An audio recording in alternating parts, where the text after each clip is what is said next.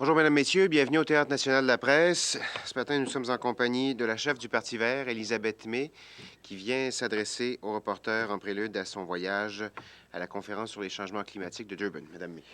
Merci beaucoup. Je vais partir à Durban dans quelques heures. Je vais arriver à Durban le dimanche. C'est un voyage un peu long, mais c'est pour un but très difficile et qui se rendre plus difficile à cause de les positions du gouvernement du Canada. I thought what would be useful, I hope, to journalists here in Ottawa before I leave for Durban is to review the landscape in Durban for negotiation, what is possible to be done, and the difficulties created by the Canadian government position. I just wanted to begin briefly by noting how frequently our Minister of Environment misstates the facts on the nature of the negotiations. Yesterday in the House of Commons, for instance, in a response to a question, and this is very common, the Environment Minister referred to the Cancun agreements as though they were something different than the Kyoto Protocol. And I think it's important to recognize that the Cancun agreements, I was in Cancun for COP16, completely embraced, and in fact were positive developments in that they embraced the potential for a second commitment period under Kyoto as something that would be necessary to ensure that we hold greenhouse gas emissions at no more than a 2 degrees Celsius global average temperature increase. Now, the Cancun agreements, as well as the non-binding and, in my view, useless Copenhagen Accord, which was negotiated in a back room at COP15 in Copenhagen, also calls for governments to consider that 2 degrees Celsius global average temperature increase may indeed be too high, and that we need to consider action to hold greenhouse gas emissions to less than the 450 parts per million that would result in a 2 degrees rise, so that we should be looking at 1.5 degrees Celsius as the absolute maximum. Further evidence was in today's news as to why that might be critical, and I want to refer to that briefly too.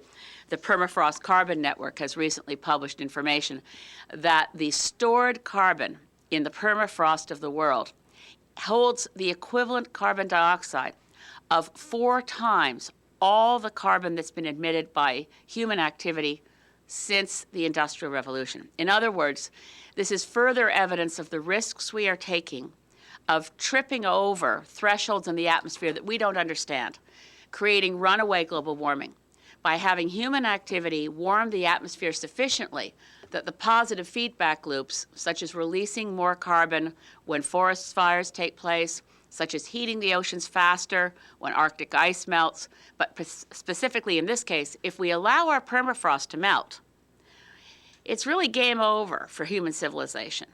It's not putting it too harshly. So we have to have strategies that are designed at keeping permafrost, which is now melting, keeping the majority of it from melting. We are at a very, very dangerous point. Now, to the negotiations in Copenhagen, in Durban, if journalists listening or watching this today want to make sure they get an accurate read on absolutely everything going on in the negotiations, I highly recommend the Earth Negotiations Bulletin. Provides a daily summary of what's going on. They are dispassionate and objective reports put together under the auspices of the International Institute for Sustainable Development, which is, after all, a Canadian institution. The reports so far from Durban suggest that most of the countries speaking are advocating for a second commitment period under Kyoto.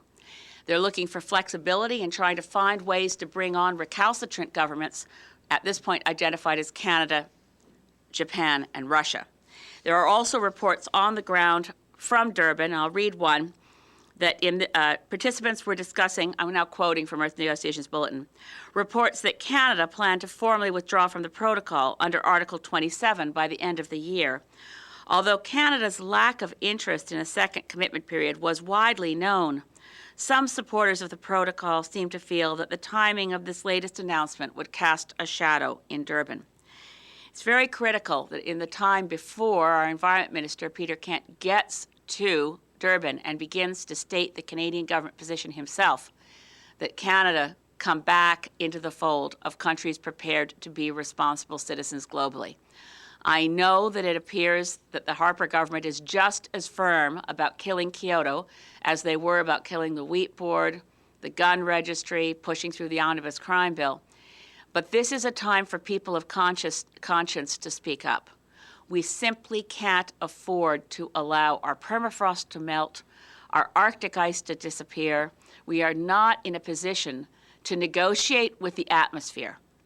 We can negotiate nation state to nation state, but we have no ability whatsoever to negotiate with the atmosphere. And we are unleashing a potential cataclysmic, in the words of the International Energy Agency, degree of climatic shifts that could wipe out human civilization. And Durban is not a conference that we should allow, as one of the African delegates put it in a quote from one of these bulletins, that the Kyoto Protocol should not be allowed to die on African soil.